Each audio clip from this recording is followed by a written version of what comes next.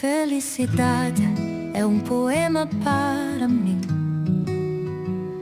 Não sei tocar para cantar minha canção. Então eu desenhei a caixa da felicidade e abri, e nela saiu felicidade. Movimento de ponteiro, som tic-tac. A engrenagem do relógio diz tic-tac, tic-tac. O som ecoa como um sussurro no balanço do tempo. A nostalgia nos faz lembrar.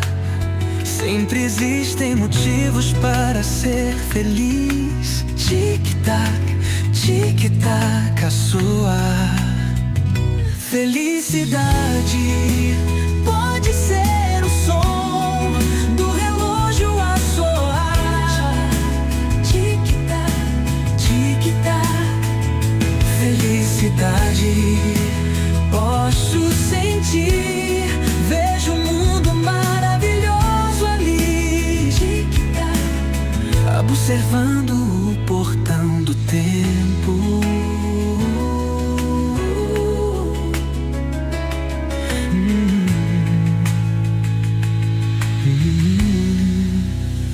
Movimento de ponteiro, som tic-tac, tic-tac. Felicidade pode ser tic-tac, tumbelagem a suar. Tic-tac, como uma viagem no tempo. Ao ouvir o som tocar, brincadeiros, risos, reunião, família, momentos especiais.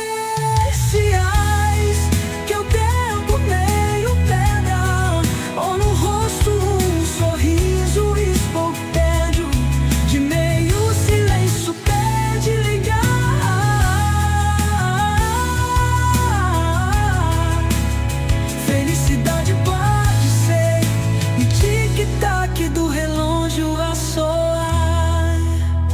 É isso que eu consigo sentir. Cenas perfeitas da vida. Ouço vozes brincando, memórias do tempo de infância.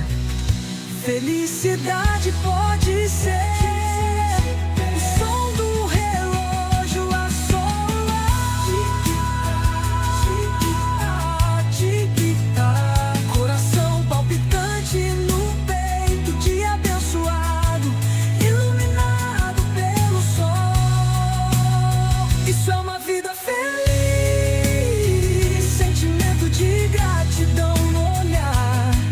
memórias gravadas dentro de mim.